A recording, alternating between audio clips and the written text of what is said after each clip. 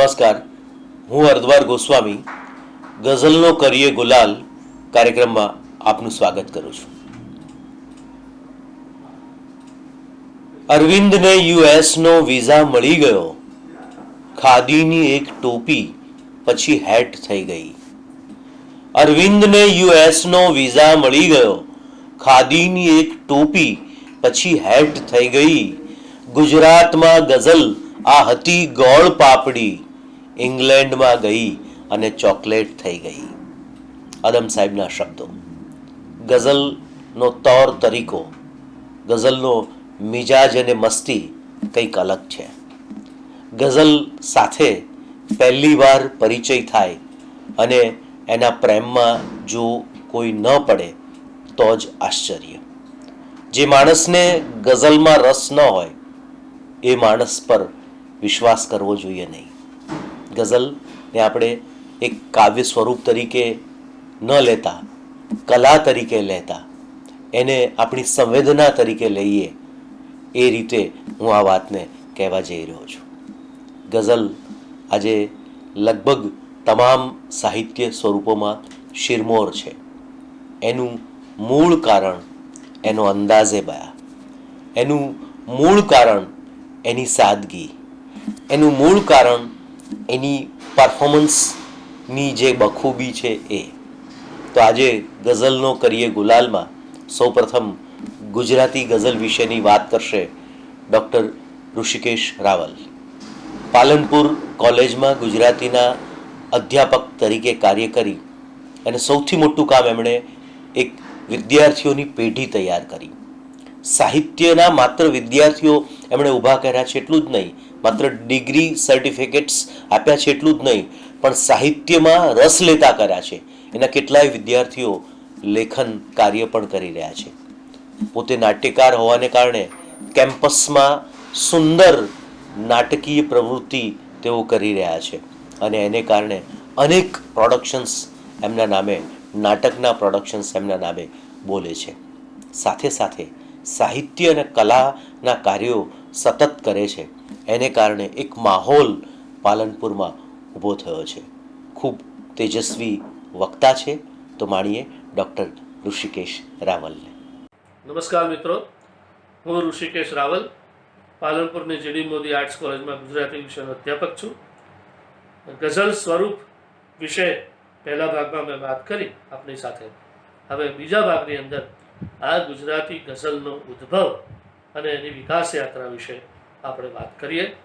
મિત્રો, ગઝલ, ગુજરાતી ગઝલનો આરંભ કેવી રીતે થયો, ઉદ્ભવ કેવી રીતે થયો અને કેમ એના વિકાસના તબક્કાઓ આપ્યા, કયા કયા કવિઓએ એમાં યોગદાન આપ્યું, એના વિશે વાત કરીએ. તો મુસ્લિમ રાજ્ય શાસન સમયે ગુજરાતના કેટલાક નાગરોએ ફારસી કે ઉર્દુ ભાષાનો અભ્યાસ કર્યો અને એમણે કેટલાક ફારસી ગ્રંથો લખ્યા. તેમ ફારસી કે ઉર્દુ ગઝલો પણ લખી. એમાં સૌ પ્રથમ દયારામે રેખતા લખેલા મળે છે. રેખતા, એ સમયે ગઝલ માટે કેટલાક રેખતા એવો શબ્દ પ્રયોગ પણ કરતા. નર્મદે પણ આવા કેટલાક રેખતાઓ આપ્યા છે. આવા રેખતાઓ આપણી ભવાઈમાં પણ હતા અને એ પ્રેક્ષકોને હસાવવા માટે રચવામાં આવતા, જેને આપણે સીધી સરળ ભાષામાં હાસ્ય પ્રેરક જોડકણાઓ કહી શકીએ. અને એ જોડકણાઓ લોકોને માત્ર મનોરંજન આપવા માટે રચાતા. કેટલાક વિદ્વાનો ભવાઈમાં પણ ગઝલના મૂળ જુએ છે. જેમ કે ભવાઈનો એક રેખતો ઉદાહરણ માટે આપણે લઈએ કે ભવાઈમાં કેવા પ્રકારના રેખતાઓ વપરાતા. તો ખાન ખાન ખાના ખરે સંગ લાલ જામા, ખાન ખાન ખાના ખરે સંગ લાલ જામા, પરદેશી રંગ કુરંગી પરદેશી લોક ચંગી, ત્યાં પાતરા બી નાચે ફૂલન કા હાર માગે, ત્યાં પાતરા બી નાચે ફૂલન કા હાર માગે, ફૂલન કા હાર હાલતા ત્યાં મોર ચારો ચરણતા. મિત્રો, આ રેખતાનું એક ઉદાહરણ છે. એના પછી મુસ્લિમ શાસન દૂર થતાં ગાયકવાડી શાસન અને પછી અંગ્રેજી શાસન આવ્યું. એટલે હવે અરબી અને ફારસી જે રાજભાષા હતી એ મટી ગઈ અને અંગ્રેજી સાહિત્યની અસર વધી, એટલે ગઝલ સાહિત્ય પ્રકારનો વિકાસ અટકી ગયો. પરંતુ પાછળથી ગુજરાતી નાટક મંડળીઓ એમાં કેટલાક નાટકોમાં ગીતોની સાથે મેં આગળ કહ્યું એમ માત્ર પ્રેક્ષકોને આનંદ અને મનોરંજન આપવા કે હસાવવા માટે બેત જેવી એટલે કે બેત જેવી રચનાઓ જે શેરને લગભગ મળતી આવતી એવી પંક્તિઓ પ્રચલિત કરી. એ પણ બે પંક્તિની જ હોય અને એને બેત કહેવાતું. એટલે નાટકવાળાઓ નાટક માટે આ લોકોને હસાવવા માટે ખાસ પ્રકારના બેત લખાવતા અને એમાંથી ધીમે ધીમે ગઝલ લખાતી શરૂ થઈ. આ બેતનું એકાદ ઉદાહરણ પણ આપણે લઈએ કે પાન ખાય પિચકારી મારે રાતા રાખે હોઠ. સામ સામે ભવાઈના કે લોકનાટ્યના આ જૂની રંગભૂમિના મંચ ઉપર સામ સામે કલાકારો ઉભા રહ્યા આંબે લાંબે અને એકબીજાથી ચડિયાતા આવા જોડકણાઓ બોલે ને પ્રેક્ષકો એમાં રૂપિયા નાખે ને એમનું મનોરંજન. તો પાન ખાય પિચકારી મારે રાતા રાખે હોઠ, પાન ખાય પિચકારી મારે રાતા રાખે હોઠ, વાતો આખા મલકની કરે ઘરમાં નથી લોટ. મિત્રો આ બેત છે. આ રંગ નાટક કે રંગભૂમિમાંથી જ આપણને આપણા અમૃત કેશવ નાયક જેવા ઉત્તમ ગઝલકાર મળ્યા. છતાં મોટે ભાગે એ પ્રથમ તબક્કાની ગઝલનું સ્વરૂપ ઘડાયેલું સ્વરૂપ ગઝલનું નહોતું. એ તો માત્ર આવા બેતોનું એકત્રીકરણ જ હતું અને એ માત્ર નાટકની જરૂરિયાતમાંથી લખાયેલું અને એવી ગઝલ હતી. હવે પ્રારંભિક તબક્કાના ગઝલકારો વિશે આપણે વાત કરીએ તો ગુજરાતી ગઝલના સૌ પ્રથમ ગઝલકાર એટલે આપણા બાલાશંકર કંથારિયા. એમના પછી બીજા મહત્વના ગઝલકાર એ જગન્નાથ દામોદર દાસ ત્રિપાઠી કે જેઓ સાગરના ઉપનામથી ઓળખાતા. બાલાશંકરે સારી ગઝલો આપી. એમાં એમની આ ગઝલ એ આજ સુધી લોકપ્રિય રહી છે, જે ગુજરાતી ગઝલનો પહેલો શેર કહેવાય છે. ગુજારે જે તારે ગુજારે જે શિરે તારે જગતનો નાથ તે સહેજે, ગુજારે જે શિરે તારે જગતનો નાથ તે સહેજે, ગણ્યું જે પ્યારું પ્યારા એ અતિ પ્યારું ગણી લેજે, ગણ્યું જે પ્યારું પ્યારા એ અતિ પ્યારું ગણી લેજે. એમના પછી આપણે ત્યાં જાણીતા એવા નિબંધકાર મણિલાલ નભુભાઈ દ્વિવેદી, એમણે પણ ગઝલ ઉપર પોતાનો હાથ અજમાવ્યો અને લખ્યું કે લખ્યું તે પત્રમાં પ્યારા નથી સત્કાર મેં કીધો, લખ્યું તે પત્રમાં પ્યારા નથી સત્કાર મેં કીધો, નિમંત્રણ પ્રેમીને શાન અનાદર પ્રેમીને શાન, નિમંત્રણ પ્રેમીને શાના અનાદર પ્રેમીને શાના જેવી રચનાઓ ઉપરાંત એમણે કઈ લાખો નિરાશામાં અમર આશા છુપાઈ છે એવી પંક્તિ પણ જાણીતી એમને આપી. એમના પછી કવિ કલાપી અને સાગર આવે છે. કવિ કલાપી આમ તો પ્રણયના કવિ હતા. એમણે ગુજરાતી કવિતામાં ઉર્મી કાવ્ય ખંડ કાવ્યની સાથે ગઝલ સ્વરૂપને પણ સફળતાથી ખેડ્યું. એમની બહુ જ જાણીતી બનેલી ગઝલ જ્યાં જ્યાં નજર મારી ઠરે યાદી ભરી ત્યાં આપની, જ્યાં જ્યાં નજર મારી ઠરે યાદી ભરી ત્યાં આપની, આંસુ મહીએ આંખથી યાદી જરે છે આપની. આ જેવી અનેક એ ઉલ્ફત એ બેગમ જેવી ગઝલ પણ એમણે આપી અને એ રીતે ગઝલને લોકપ્રિય બનાવી. કલાપીના અન્ય કાવ્યમાં ખંડકાવ્ય જેવું સ્વરૂપ ચુસ્ત રીતે એ પ્રકારના નમૂનાનું ખંડકાવ્ય નથી હોતું અને છંદમાં પણ લઘુ ગુરુની છૂટછાટ લેવાય છે. એમ કલાપીની આ ગઝલોમાં પણ બંધારણની દ્રષ્ટિએ ક્યાંક લઘુ ગુરુની છૂટછાટ લેવાય છે, એટલે ચુસ્ત નિયમો જળવાયા નથી. કલાપી પછી એમના કાવ્ય ગુરુ અને આપણને જેમણે ખંડકાવ્ય જેવો ઉત્તમ કાવ્ય સ્વરૂપ આપ્યો એવા કવિ કાંત એ પણ ગઝલ લખે છે. તને હું જોઉં છું ચંદા કહે તે જુએ છે શું, તને હું જોઉં છું ચંદા કહે તે જુએ છે શું, અને હું રોઉં છું તેવી કહે તે રૂએ છે શું જેવી સુંદર ગઝલ એમણે આપી. એમના પછી ત્રિભુવન પ્રેમશંકર, ડાયાભાઈ દેરાસરી એમણે પણ કેટલીક મધ્યમ પ્રકારની ગઝલો આપી, પણ એમ બહુ સાહિત્યિકતા નહોતી. ત્રીજા તબક્કાના ગઝલકારો આવે છે અને એમાં છે શૈદા સાહેબ, ફકીર અમીન, આઝાદ સાહેબ, અસીમ રાંદેરી, શેખ ચલ્લી, બેકાર, મજનુ, શાહબાઝ વગેરે કેટલાક ગઝલકારો હતા. એમણે ઉર્દુ ગઝલો આપી.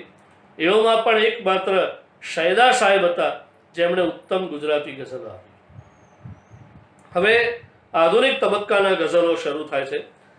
એ પછીના સમયમાં ઘણા સમર્થ ગઝલકારો થયા, જેમાં મરીઝ સાહેબ, શૂન્ય પાલનપુરી, સૈદ પાલનપુરી, અમૃત ઘાયલ, ગની દહીવાળા, બેખામ સાહેબ જેવા પ્રથમ પંક્તિના ગઝલકારો છે. તો પતિલ, રતિલાલ અનિલ, અમર પાલનપુરી, ઓજસ પાલનપુરી, ગાફિલ, મકરંદ દવે, શેખાદમ આબુવાલા, આદિલ મંસૂરી, મનહર મોદી, મુસાફિર પાલનપુરી, રાજેન્દ્ર શુક્લ, એ ઉપરાંત જરન માત્રી, કાબિલ, હરીન્દ્ર દવે, નઝીર ભાત્રી અને ખલીલ દંતેજવી જેવા ગઝલકારોએ ગઝલ સાહિત્ય પીરસ્યું. એમાં સૌમાં શૂન્ય પાલનપુરી, ઘાયલ, હરીન્દ્ર દવે, શેખાદમ આબુવાલા અને ચીનુ મોદી એ નોંધપાત્ર ગઝલકારો છે. એમની ગઝલો તો ઘણીવાર જેને કવિતા સાથે જ્ઞાન સૂતકનો સંબંધ ન હોય એવા પણ કેટલાક લોકો એમની ગઝલની પંક્તિઓ બોલતા હોય છે કે ગણગણાતા હોય છે. જેમ કે બેફામ તોય કેટલું થાકી જવું પડ્યું, બેફામ તોય કેટલું થાકી જવું પડ્યું, નહીં તો જીવનનો માર્ગ છે ઘરથી કબર સુધી. આ જાણીતા ગઝલકારો અર્વાચીન યુગના છે. એમની પંક્તિઓ સૌથી પહેલા હરીન્દ્ર દવેની લઈએ તો ચહેરા પર જે કાચની કોડી સમી હતી, ચહેરા પર જે કાચની કોડી સમી હતી, એ આંખો આજકાલ સમંદર બની ગઈ.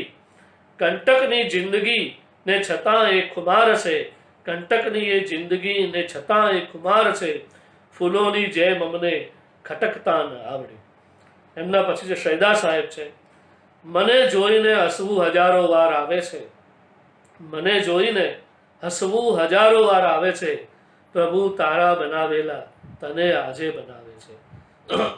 એમના પછી બરકત વિરાણી એટલે બેફામ સાહેબ, તરસને કારણે નહોતી રહી તાકાત ચરણોમાં, તરસને કારણે નહોતી રહી તાકાત ચરણોમાં, નહીં તો હું નીકળી જાત રણથી ઝાંઝવા સુધી, નહીં તો હું નીકળી જાત રણથી ઝાંઝવા લઈને. શૂન્ય પાલનપુરી કહે છે કે જુલ્ફ કેળા વળ સમી છે ભાગ્યની ગૂંચો બધી, જુલ્ફ કેળા વળ સમી છે ભાગ્યની ગૂંચો બધી, માત્ર એને યત્ન કેરી કાંસકી હોઈ શકે. કેવી ચિંતન સભર પંક્તિ છે. જીવનનું સત્ય એમણે પ્રગટ કર્યું કે મહેનત વિના કશું નથી, મહેનત હોય તો જ કિસ્મત સાથ આપે છે. સૈદ પાલનપુરી પરંપરાથી જરા જુદા પ્રકારનો શેર મૂકે છે. આપણે કહીએ છીએ કે ભાઈ કાગડો આવે તો કોઈ મહેમાન આવે એવી અદાણી આપે, તો સૈદભાઈ જુદું લખે છે. ઘણા દિવસ પછી બારીએ કાગડો આવ્યો, ઘણા દિવસ પછી બારીએ કાગડો આવ્યો ને કહી ગયો કે હવે કોઈ આવનાર નથી, ને કહી ગયો હવે કોઈ આવનાર નથી. રતિલાલ અનિલ લખે છે, નથી એક માનવી પાસે હજી માનવ બીજો પહોંચ્યો, નથી એક માનવી પાસે હજી માનવ બીજો પહોંચ્યો, અનિલ મેં સાંભળ્યું છે ક્યારનો બંધાય છે રસ્તો.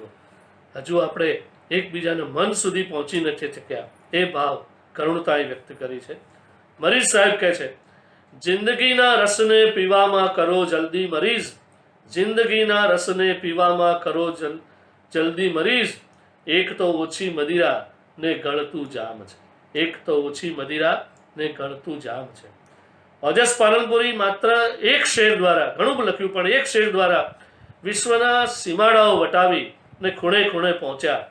અને એ છે કે મારી હસ્તી મારી પાછળ એ જ રીતે વિસરાઈ ગઈ, મારી હસ્તી મારી પાછળ એ જ રીતે વિસરાઈ ગઈ, આંગળી જળમાંથી નીકળીને જગા પુરાઈ ગઈ.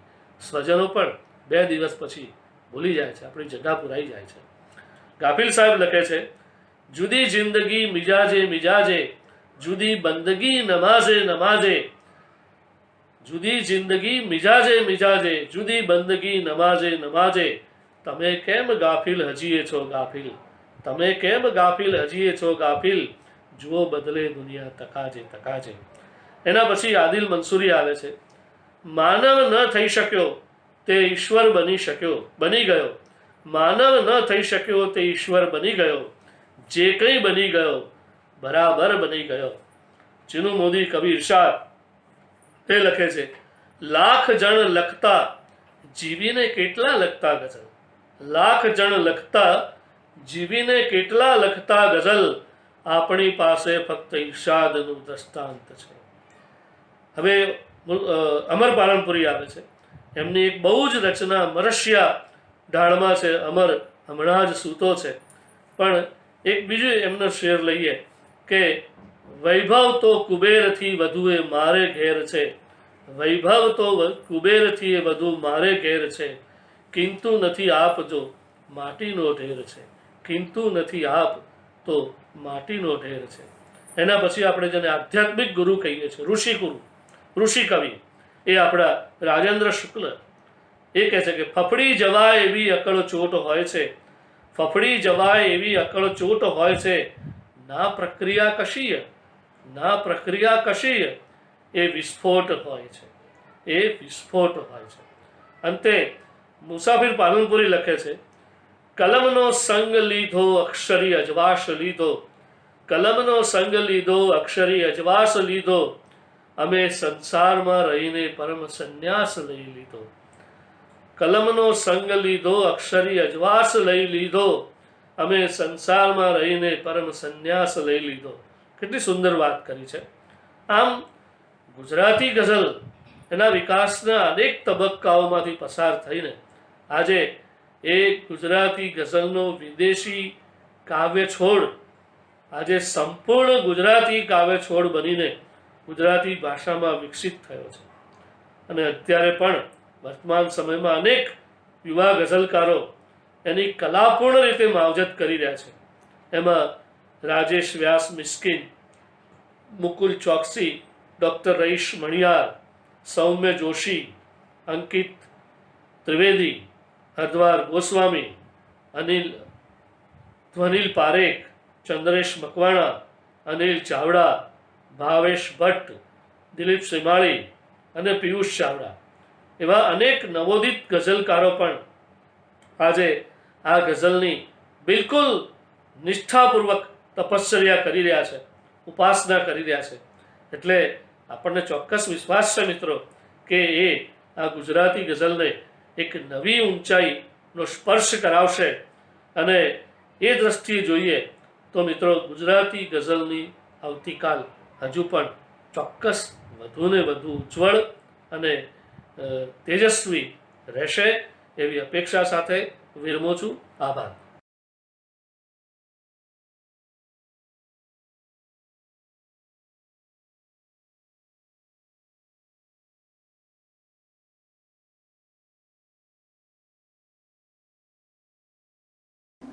ગઝલનો કરીએ ગુલાલમાં હમણાં જ આપે ડૉક્ટર ઋષિકેશ રાવલને માણ્યા. ગુજરાતી ગઝલની વાત એમણે બહુ જ સુંદર રીતે કરી. હવે દ્વિતીય ચરણમાં આપણે કાવ્યપાઠ માણીશું.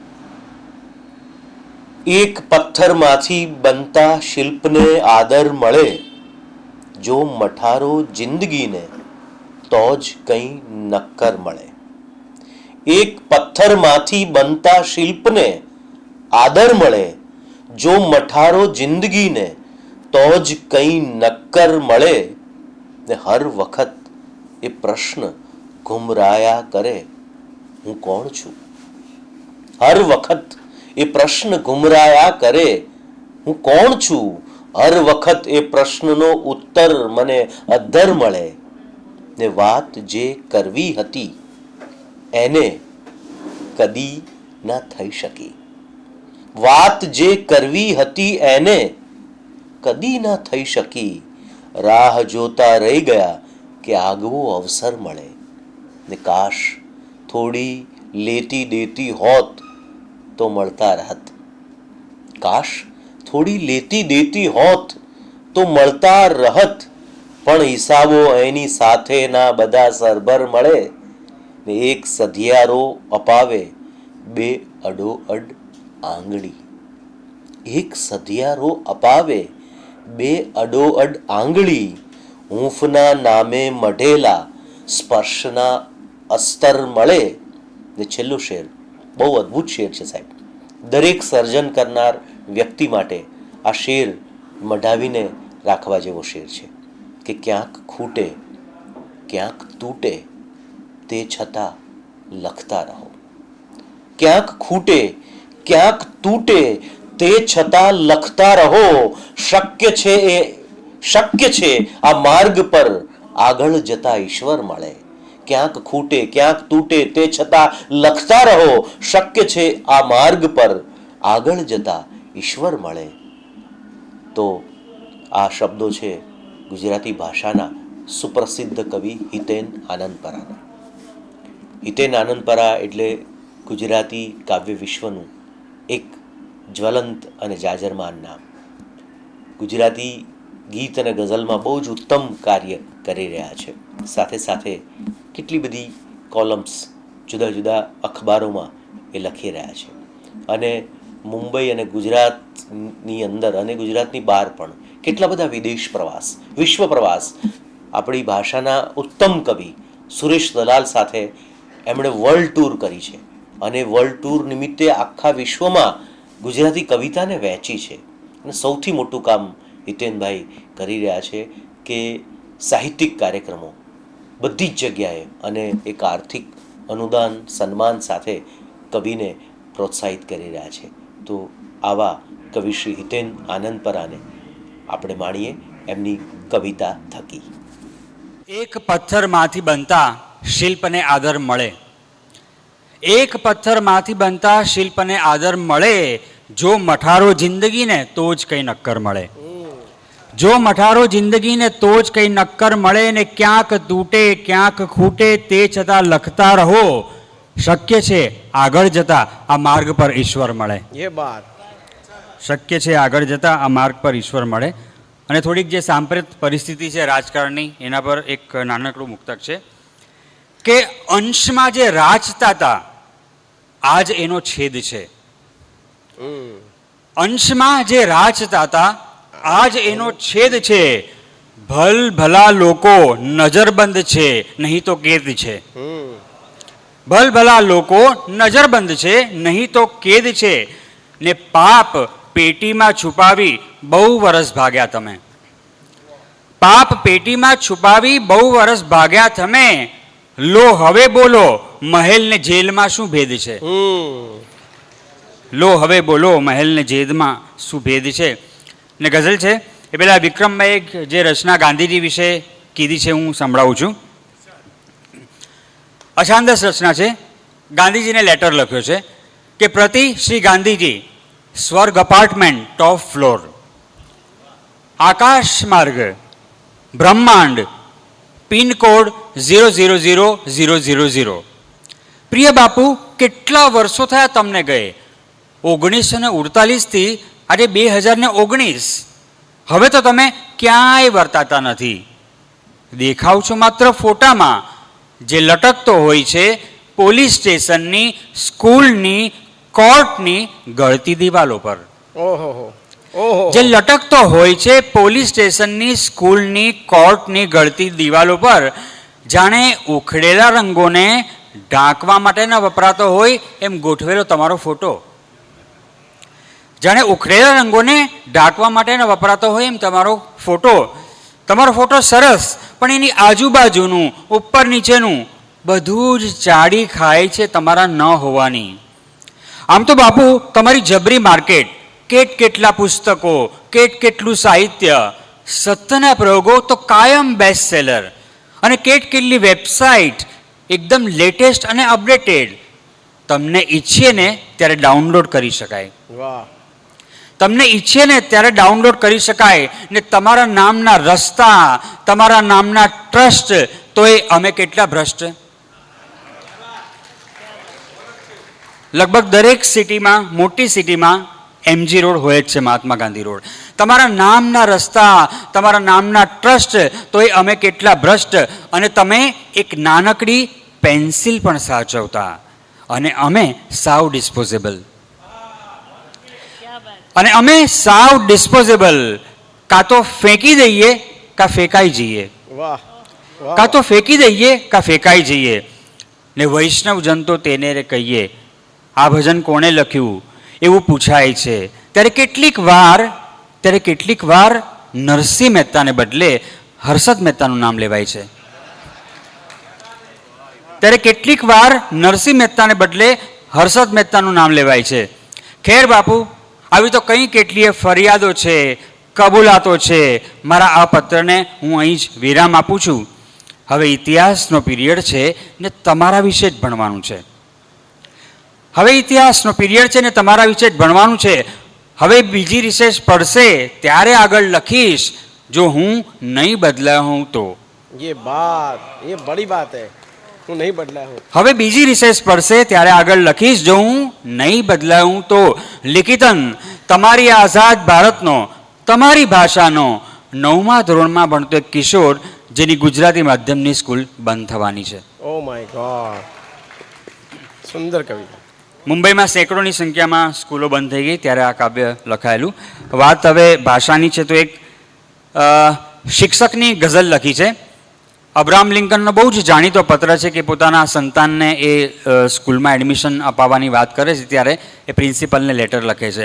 તો મને થયું કે અમારા જેવા કવિઓ થોડાક સેન્સિટિવ પોતાના દીકરા કે દીકરીને સ્કૂલમાં મૂકે તો એની ટીચર પાસે શું અપેક્ષા હોય કે વોટ ટુ ટીચ. એની ગઝલ છે. શિક્ષકને વિનંતી કે શું શીખવાડશો? તો જે ઝાડથી પંખીનો માળો ધબ દઈ તૂટી પડે, જે ઝાડથી પંખીનો માળો ધબ દઈ તૂટી પડે, એ ઝાડને શું થાય છે એ પણ જરા શીખવાડજો. ये बात, જે ઝાડથી પંખીનો માળો ધબ દઈ તૂટી પડે, એ ઝાડને શું થાય છે એ પણ જરા શીખવાડજો. ને અકબર, શિવાજી, શાહજહાં, રાણા કે પાણીપત પછી, અકબર, શિવાજી, શાહજહાં, રાણા કે પાણીપત પછી આકાશ પણ વંચાય છે એ પણ જરા શીખવાડજો. ये बात, આકાશ પણ વંચાય છે એ પણ જરા શીખવાડજો.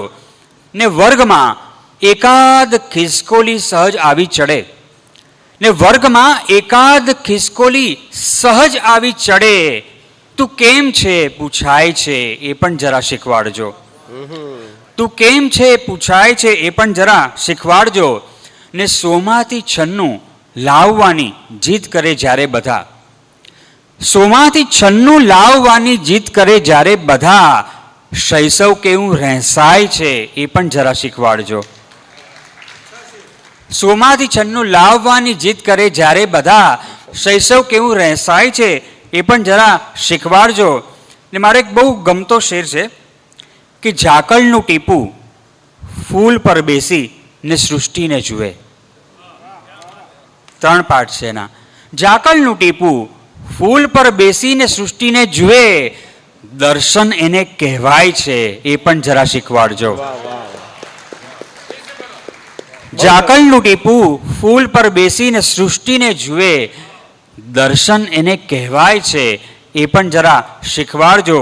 અને અંતિમ શેર છે કે મૃત્યુની વાત કરી મૂકે છે કે અંતે શીખીને બહુ બધું ભૂલી જવાનું હોય છે. અંતે શીખીને બહુ બધું ભૂલી જવાનું હોય છે. જે આવે છે એ જાય છે એ પણ જરા શીખવાડજો. વાહ વાહ વાહ दोस्त, ये बात, ये अच्छी જે बात. આવે છે એ જાય છે એ પણ જરા શીખવાડજો. જે ઝાડથી પંખીનો માળો ધબ દઈ તૂટી પડે, એ ઝાડને શું થાય છે એ પણ જરા શીખવાડજો. વાહ વાહ વાહ વાહ. બીજી ગઝલ કે નાનકડી કોતરેથી નદીઓ સરી પડે છે. તમે જો ગૌમુખ જોયું હોય તો કેટલુંક નાનકડું છે, પણ એમાંથી આવડી મોટી ગંગા સરે છે. તો નાનકડી કોતરેથી નદીઓ સરી પડે છે, મામૂલી એક ઘટના બહુ વિસ્તરી પડે છે. મામૂલી એક ઘટના બહુ વિસ્તરી પડે છે. ને છે લાગણીઓ ઓછી ને માગણીઓ જાજી, છે લાગણીઓ ઓછી ને માગણીઓ જાજી, અહીં કોણ કોના માટે સાચે મરી પડે છે. અહીં કોણ કોના માટે સાચે મરી પડે છે. હું ગોઠવું છું પુસ્તકની જેમ જિંદગીને, હું ગોઠવું છું પુસ્તકની જેમ જિંદગીને, અભરાઈએથી તો પણ ફરી ફરી પડે છે. અભરાઈએથી તો પણ ફરી ફરી પડે છે. ને એવી બને છે ઘટના કે ખિન્ન થઈ જવાતું, એવી બને છે ઘટના કે ખિન્ન થઈ જવાતું, પીછાની સાથે આખું પંખી ખરી પડે છે. ઓય હોય હોય, ઓય હોય હોય. એવી બને છે ઘટના કે ખિન્ન થઈ જવાતું, પીછાની સાથે આખું પંખી ખરી પડે છે. અને જે પ્યુન લેવલનો માણસ હોય ને એનો એક શેર લખ્યો છે કે લાચારી પણ ખરી છે, હદથી વધી ગઈ છે. લાચારી પણ ખરી છે, હદથી વધી ગઈ છે. અરે કોઈ વઢે એ પહેલા એ કરગરી પડે છે. ओए होए हो हो क्या बात है. લાચારી પણ ખરી છે, હદથી વધી ગઈ છે. કોઈ વઢે એ પહેલા એ કરગરી પડે છે. નાનકડી કોતરેથી નદીઓ સરી પડે છે. મામૂલી એક ઘટના બહુ વિસ્તરી પડે છે. वाह वाह वाह. એક અંતિમ ગઝલ કે એક કુપળ જો ફૂલ બને તો બોલો એમાં ખોટું શું છે. એક કુપળ જો ફૂલ બને તો બોલો એમાં ખોટું શું છે. ને પીળું જર્જર પાન ખરે તો બોલો એમાં ખોટું શું છે. ને તું આવી પહોંચી છે કાંઠે એવું જાણી ઓટનો દરિયો. તું આવી પહોંચી છે કાંઠે એવું જાણી ઓટનો દરિયો. તરત કિનારે પાછો ફરે તો બોલો એમાં ખોટું શું છે. ને મંદિરમાં ઈશ્વરની સામે શ્રદ્ધાથી બે હાથને જોડી. મંદિરમાં ઈશ્વરની સામે શ્રદ્ધાથી બે હાથને જોડી પ્રિયતમાનું ધ્યાન ધરે તો બોલો એમાં ખોટું શું છે. પ્રિયતમાનું ધ્યાન ધરે તો બોલો એમાં ખોટું શું છે. ને આપણા સંતાનની વાત છે, જે મિસ્ટેક થતી હોય છે એની વાત છે કે ભારે હૈયે સૌને છોડી જીદમાં જે ચાલી નીકળ્યો છે. ભારે હૈયે સૌને છોડી જીદમાં જે ચાલી નીકળ્યો છે. જાપેથી એ પાછો ફરે તો બોલો એમાં ખોટું શું છે. वाह. જાપેથી એ પાછો ફરે તો બોલો એમાં ખોટું શું છે. અને છેલ્લો શેર છે કે શૈશવમાં સાથે ઉછરેલા બે જણ આજે ફરી મળ્યા છે. શૈશવમાં સાથે ઉછરેલા બે જણ આજે ફરી મળ્યા છે. તો ખૂબ હસી એ રડી પડે તો બોલો એમાં ખોટું શું છે. वाह. હમણાં જ આપે હિતેન આનંદપરાની કવિતાને માણી. ગઝલનો કરીએ ગુલાલના અંતિમ ચરણમાં ગાયકીને માણીશું. દુષ્યંત કુમાર કહે છે કે कैसे मंजर सामने आने लगे हैं, गाते गाते लोग चिल्लाने लगे हैं. પણ હવે એક એવા સુરીલા ગાયકને આ દોરમાંથી જે ચીસાચીસનું સંગીત અત્યારે ચાલી રહ્યું છે, ત્યારે સોલફુલ મ્યુઝિક જેને કહીએ છીએ એવી સરસ ગાયકી જે કરી રહ્યા છે એ નિલેશ વ્યાસને માણીશું એક સુંદર ગઝલ દ્વારા.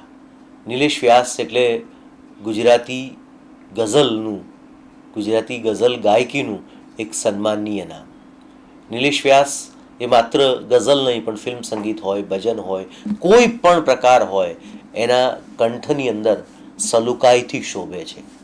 ગુજરાતી સંગીતની આવતીકાલ અને ઉજળી પ્રતિભા એટલે નિલેશ વ્યાસ.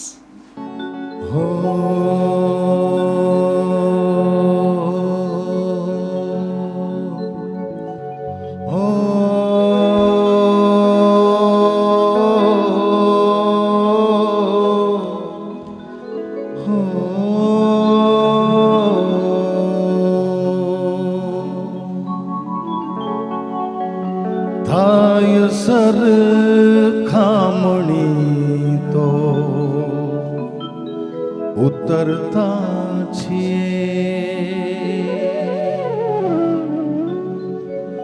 થાય સર ખામણી તો ઉતરતા છીએ, થાય સર ખામણી તો ઉતરતા છીએ. એ છતાં આબરૂને દીપાવી દીધી, એમના મહેલને રોશની આપવા, એમના મહેલને રોશની આપવા. ઝૂંપડી પણ અમારી જલાવી દીધી, થાય સર ખામણી તો ઉતરતા છીએ.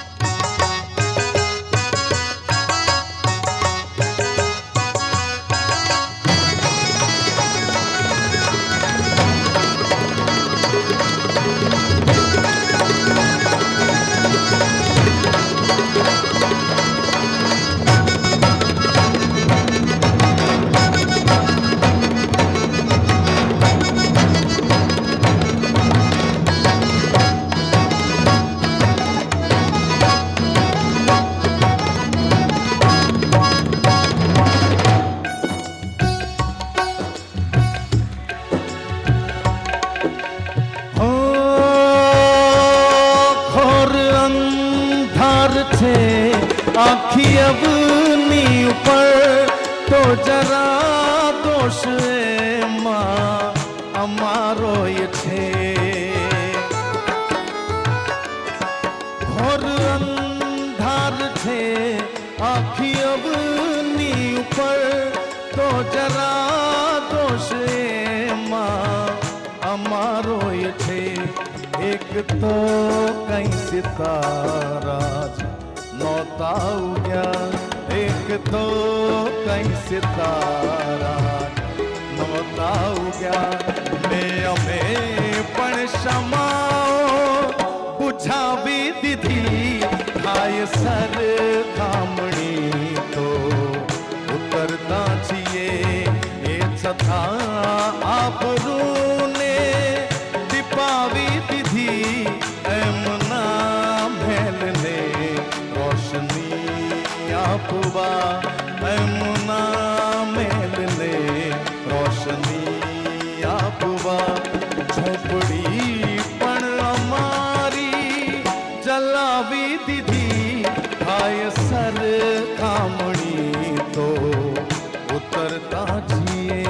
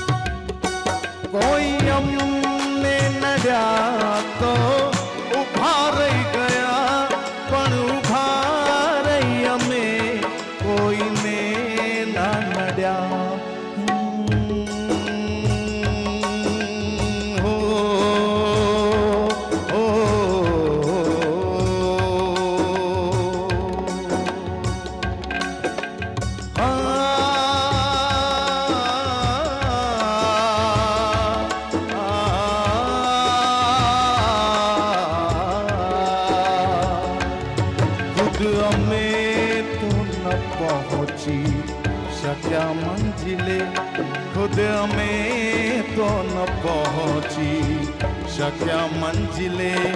રાહ કિંતુ બીજાને બતાવી દીધી, આય સરખામણી તો ઉતરતા છીએ. એ છતાં આબરૂને દીપાવી દીધી, એમના મહેલને રોશની આપવા, એમના મહેલને રોશની આપવા.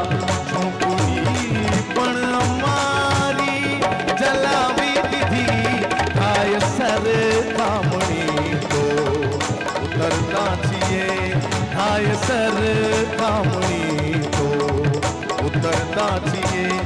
થાય સરખામણી તો ઉતરતા છીએ.